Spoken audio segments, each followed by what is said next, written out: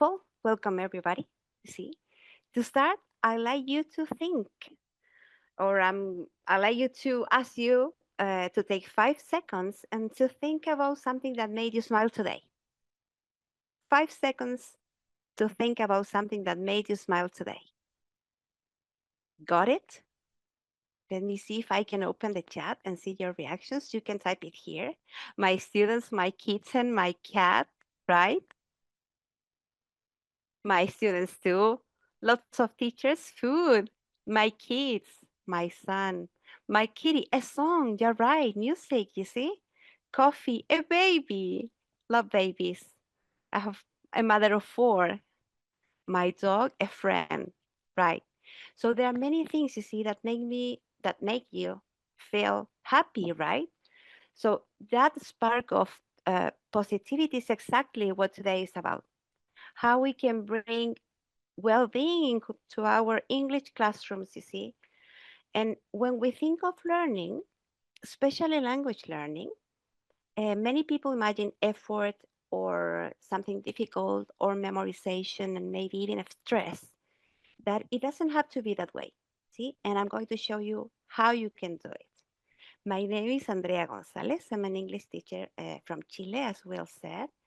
And let me show you. I cannot move this one. Today, this representation is based in three different theories about positive psychology. So the first one says or talks about the complex dynamic approach that tells us that all the learning processes are not linear. See, there are some movements in the process.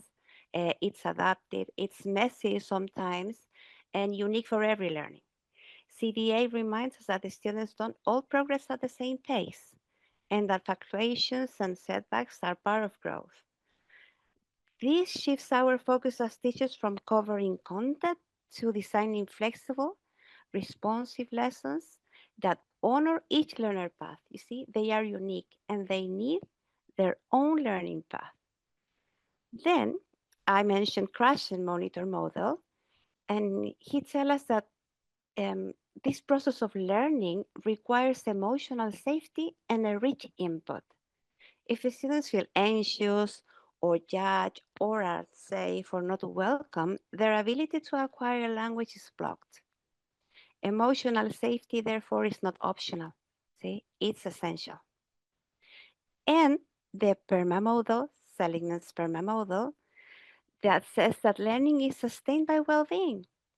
When well-being is present, motivation and learning naturally flow. See, we don't need extra things. We don't need complex things. You just need motivation, learning based on well-being. So, mm, what if learning could feel good? What if you were a student and arrived to a classroom and you feel welcome and you feel happy and you feel that you are there and you're considered?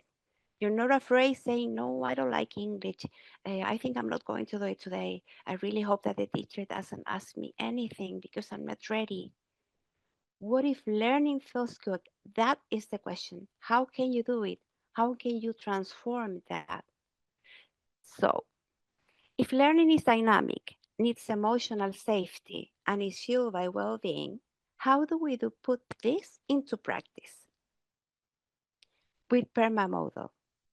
PERMA model, I'm going to tell you a little bit about that. Probably most of us know about it.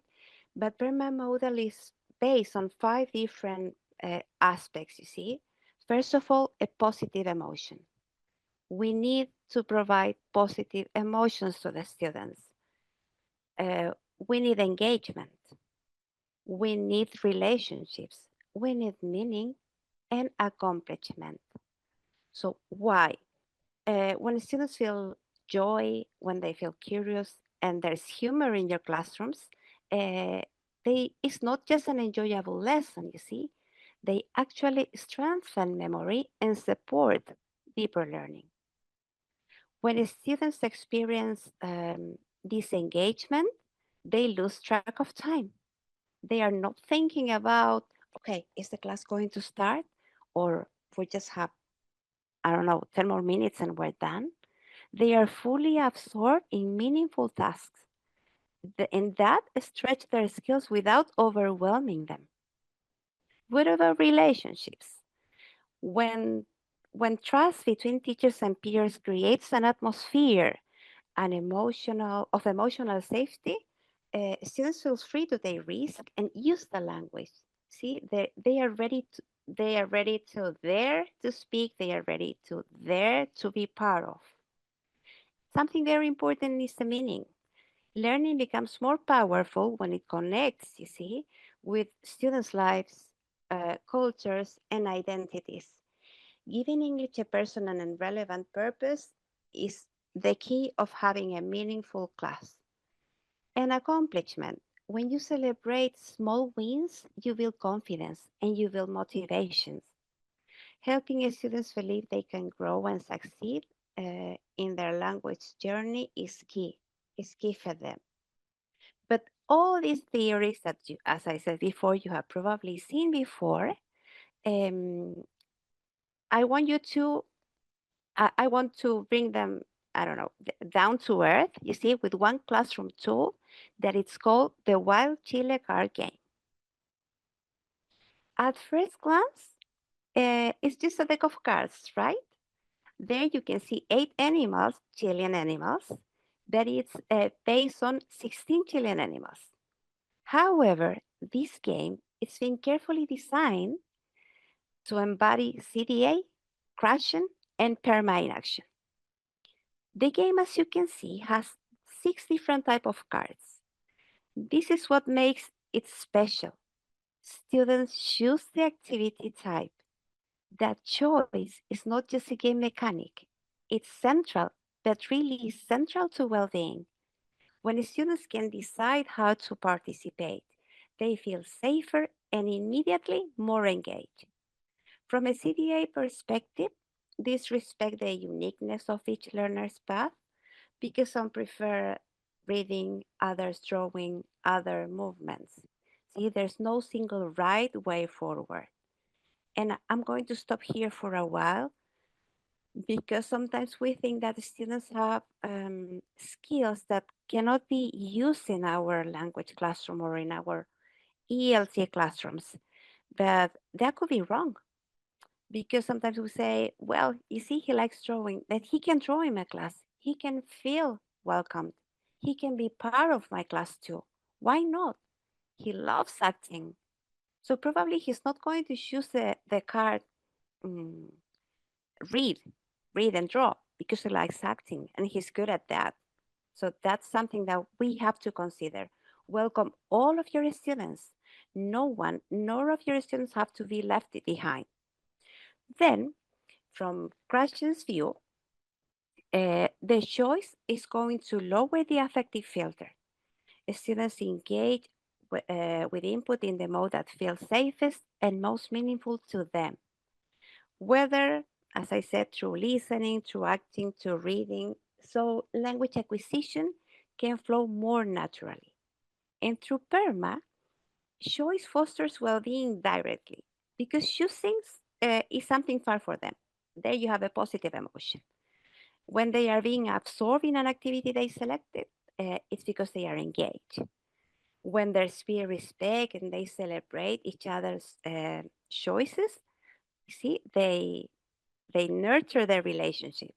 And when students connect their preferences with their learning, there's meaning.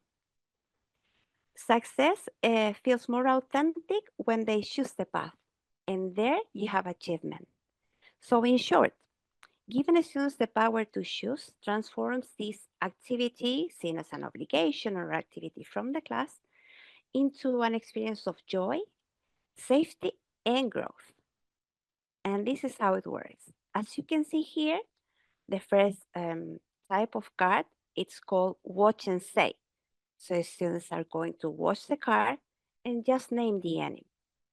And this is going to help them to strengthen vocabulary recall, and they are going to be able to express themselves, see, clearly. You can also practice pronunciation. So these cards give you lots of possibilities, you see. Then, read and guess is the next one. They're going to read the description of the animal, or someone is going to read the description for them, and they are going to guess what the animal, or which is the animal. For instance, I can read one. I'm pink and stand on one leg. I live in lakes in the north of Chile. If you know the name, can you type it, please? Let's see if you can guess the animal. And pink. Right, flamingo. That's right. That was easier. That was very easy. Right, thank you. Well, I can see lots of people from Chile too. Good. Chilean flamingos is there. Yes, good. Then read and draw. This is for the artists of your class. They're going to be happy to express themselves using colors, using pencils. So they read the name of the animal, sea lion, and they draw it. See? That's the idea. So think about every skill that you can see in your classrooms. You just you don't need just linguistic skills. You probably have lots of skills that you have never seen or considered. Read and act. This is my favorite one. See? Read and act or listen and act. Because if you like reading, you can read the card and you can act it. And this is something that they really love. CPR, as you teachers know, it's a success. You see, they really like making movements and, I don't know, walking like a monkey and imitate the movements of animals, right? And for example, I have here called swim and sing like a blue whale. And the other options is listen and act because they can ask someone to read the card for them and they can act it. Then please tell me if you have ever seen this animal. Type it in the chat box, please. Yes? Where? Where have you seen it? On TV, right? In Chile, Andes Mountains, right? In films. In a Bolivian zoo, Ecuador, Colombia, right? Discovery Channel, you're right. Well, this one is a picture of an Indian condor at a park.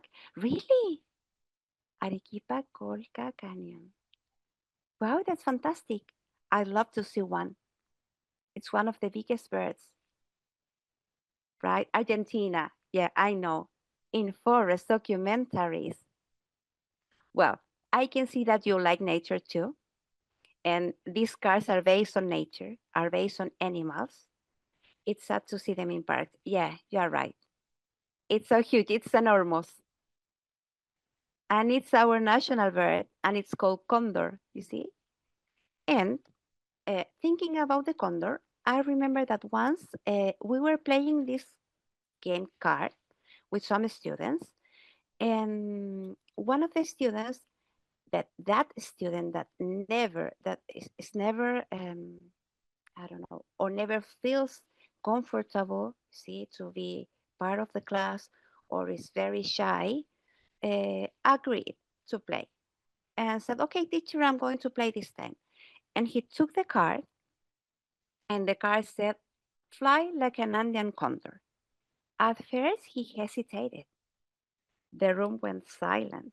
All the students were in silence. I mean, waiting for his reaction. Is he going to do it or not? Because we have never heard him speak. Are we going to see him act like a condor? And slowly he stretched out his arms and start moving their arms, the same as a condor flying around the classroom. And that was the moment when the classroom came alive and they were clapping hands and joyful laughter and voices were calling, Condor, Condor. So in that moment, he he was a kind of there was a kind of transformation. He transformed himself because he said, well, I can be part of this. I can be part of the class. I'm not going to be sitting in the back of the classroom being afraid of speaking. of speaking, sorry. So he was no longer silent. He became at the heart of the classroom, and he was never the same again. See, he was always eager to participate. But with this short story, what I want to tell you is that when learning feels good, every student can open their wings and fly. It's not, this is not a big idea. It's a very simple idea that you can implement easily in your own countries using your own animals, using your own fauna or flora, thinking about, I don't know, things that connect your students with your reality. See? Books about nature, they say. Yeah. So I think that the power is in your hands. This is not a big discovery, but it's a big invitation for you to create classrooms where students can feel that learning is good, that they can feel that learning can be positive. It doesn't have to be something hard or strict, you see? So feeling good and being welcome is something very, very important. And the power is in your hands. Try to do it. Try to do something with your students, include them. All of them deserve it. And it's not difficult, just use your imagination and do it. So I really hope that this could be useful for you in your classes. And if there's any doubt or you'd like to contact me, there you have my information, my email, my LinkedIn. And if you go to the QR, you can enter to the website here in Chile. So that's it. Thank you, thank you, thank you for coming.